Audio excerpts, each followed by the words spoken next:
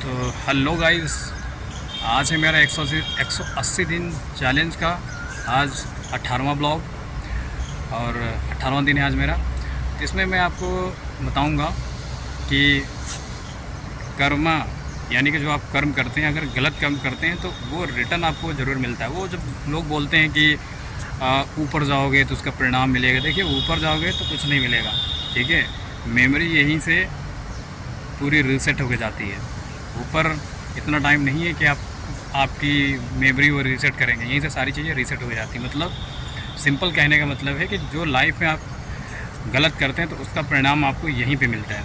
मैं आपको एक सच्ची घटना बताता हूँ कि लाइफ में गलत क्यों नहीं करना चाहिए। अगर आप गलत करते हैं तो उसका परिणाम आपको यहीं पे मिलेगा। आपने भी कहीं ना कहीं देखा होगा, जिसको बोलते हैं कि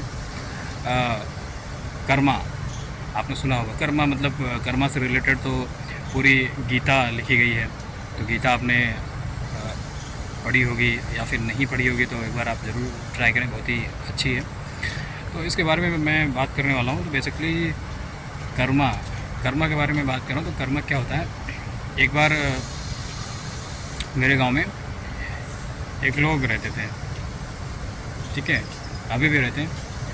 तो एक बार हुआ यूँ कि कभी कभी आपने देखा होगा कि ठंड के मौसम में भी बारिश पड़ने लगती है।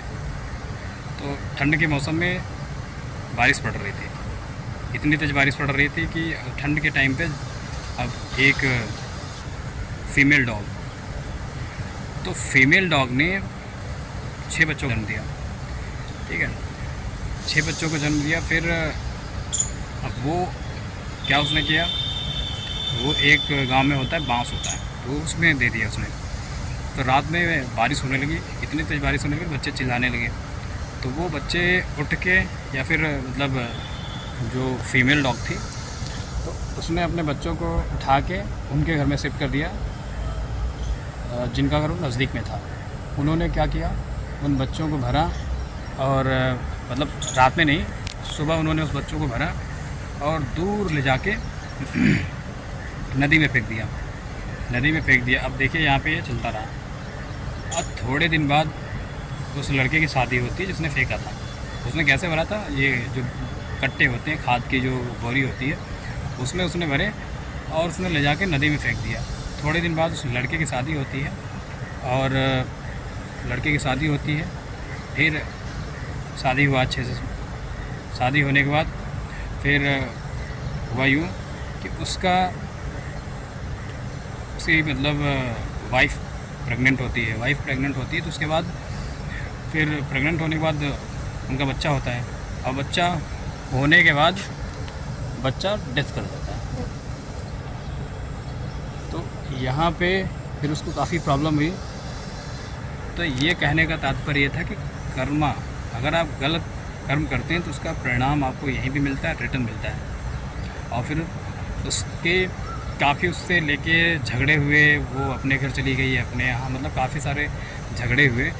तो ये चीज़ें, कर्मा गलत नहीं करनी है आपको। अगर आप गलत करते हैं तो इसका परिणाम आपको यहीं पे मिलेगा। कहीं लोग कहते हैं कि ऊपर जाके मिलेगा और वहाँ पे यमराज आते हैं, ऐसा करते हैं, वैसा करते हैं। तो वैसा कुछ नहीं है, सारा कुछ परिणाम आपको यहीं पे मिलेगा। अगर आप अच्छा करते हैं तो डेफिनेटली आपको अच्छा परिणाम, आपको अच्छा ही मिलेगा।